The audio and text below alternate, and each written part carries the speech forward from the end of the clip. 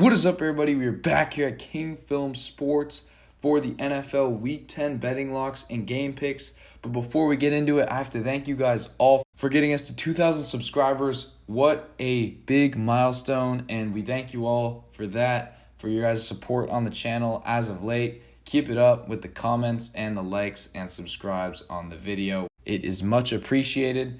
But now we get into the Week 9 action on the channel. And we took a couple tough beats, first of which being the Texans and Eagles under 45. Now, we weren't going to win. We were going to push. The Eagles should have kicked a PAT when it was 27-17 after a late touchdown. But then after the Texans jumped off sides, they went for two for no reason to get up to a 12-point margin. They end up getting it. And so the final score was 29-17, 46 total points. Heinous beat there on Thursday night. And then the Raiders blow their third 17-plus point lead against the Jacksonville Jaguars, and they slip to 2-6, just about done betting the Raiders there.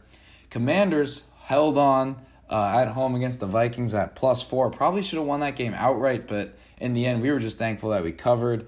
And then the Cardinals, -110, lost their second game this season to the Seahawks, got swept there. Then Sunday night, Titans kept it real close against the Chiefs, could have easily won that game outright. And then the Ravens covered easily on Monday night against the Saints. So in total, 3-3 week from the betting locks point of view, lost 0.3 units on the juice. So we are now up 6.7 units overall, and then the game picks are 82 and 53, hitting at around a 60% clip. So now we get into the Week 10 action here, where we have the Falcons at the Panthers on Thursday night. Just a little over a week ago, these two teams played what could have been the game of the season. DJ Moore, great touchdown catch with a few seconds left, then gets the unsportsmanlike penalty. Eddie Pinheiro misses the PAT, then later missed a kick in overtime. Falcons end up winning it. In this one, give me Atlanta to cover the spread -2.5. I know they are on the road here, and the Panthers are kicking themselves that they didn't win that one a couple weeks back. But then you factor in what Carolina put on display in Cincinnati this last week, down 35-0 at halftime. P.J. Walker's play was abysmal, and he's getting another start on this short week. So I think they will bounce back a little, but I just think that Atlanta is the better team here. They also had a tough beat in that game late against the Chargers, made some crucial mistakes there, probably could have easily won that game.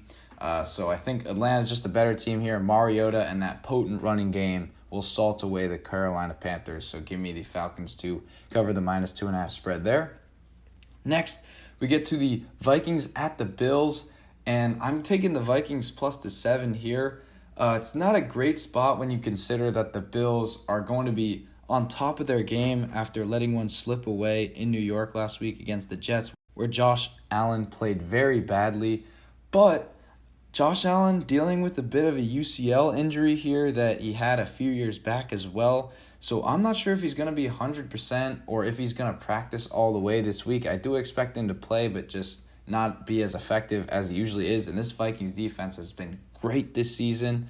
Kirk Cousins doesn't really show up to these big games very commonly, but this is a 1 p.m. kickoff, so I hope he doesn't play too poorly here. Just need the Vikings to cover the 7. They're 7-1 so far this season, so hopefully they show up there in Buffalo. Next, we get to an NFC North matchup between the Lions and the Bears, and give me the Lions +140 here.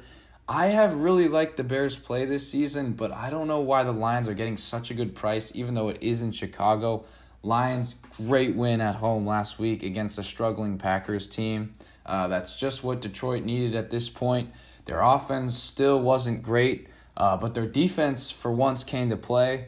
I think the offense is going to have to play a lot better, but the Bears sold a lot of their assets on that defensive side of the ball, so I think that the Lions will be able to move it. I think this one will be kind of a shootout there in Chicago, but can't pass up the value of the Lions on the money line +140 there.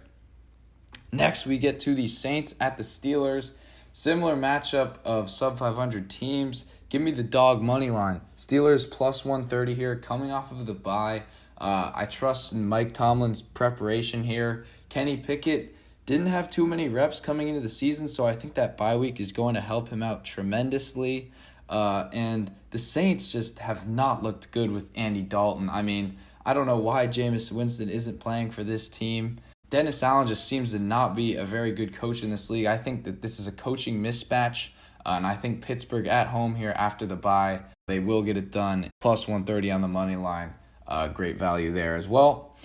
Next, we get to another underdog money line. Give me the Cardinals plus 160 money line against the Rams.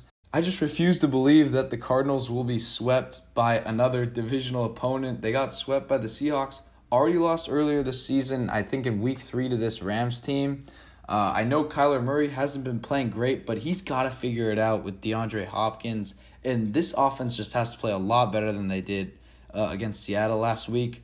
But you're also running into a team in LA Rams that just cannot do anything offensively.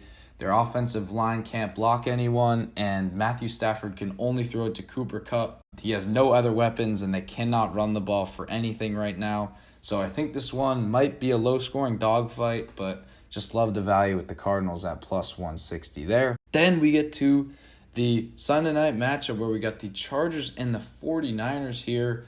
Wanted to take the 49ers, but they are -7, which is quite a lofty spread. So instead, I'm going to be taking the over 45 here.